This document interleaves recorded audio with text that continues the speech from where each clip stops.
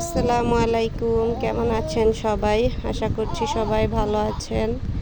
তো আমার ছোট ছেলের একটু শব্দ পাওয়া যাচ্ছে, তো কেউ কিছু মনে করবেন না। এইখানে আমি আমার ঘরের কিছু ফার্নিচার ওইগুলো মুছে নিতেছিলাম। তো ভিডিওটা যদি ভালো লাগে অবশ্যই একটা লাইক কমেন্ট করে যাবেন। নতুন কেউ দেখে থাকলে আমার চ্যানেলটা সাবস্ক্রাইব করে আমার বন্ধু হয়ে থেকে যেতে পারেন। আশা করছি ভিডিওটা আপনাদের ভালো লাগবে। তো ভিডিওটা দেখতে থাকেন।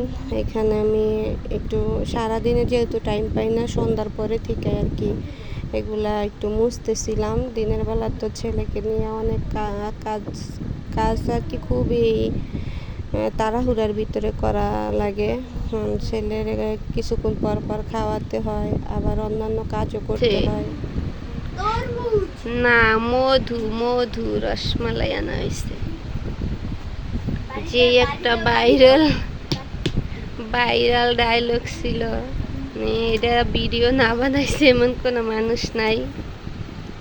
তো জানি না এই সিজনে তরমুজ কেমন হইব, কাটার পরে দেখা যাইব, খাওয়ার পরে বোঝা যাইব মিষ্টি কিনা। তো মোটামুটি ভালোই বড়,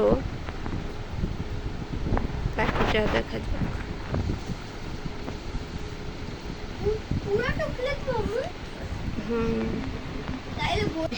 তরমুজ এইরকম বের হয়েছে, বেশি একটা লাল বের হয় না, বেশি একটা মিষ্টিও না।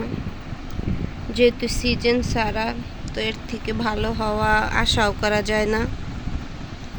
তো যা হয়েছে আলহামদুলিল্লাহ ভালোই হয়েছে।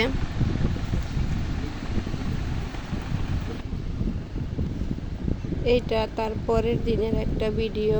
আসলে কাজ করার টাইমে মনে হয় যে তাড়াতাড়ি করে কাজগুলা শেষ করে ভিডিও করার কথা, ওরকমভাবে মনেও থাকে না। তো এখানে রান্না বসানো হয়েছে, এক তরকারি রান্না করা হয়ে গেছে, আর কিছু থালাবাটি ছিল এগুলো ধোয়া শেষ হয়ে গেছে।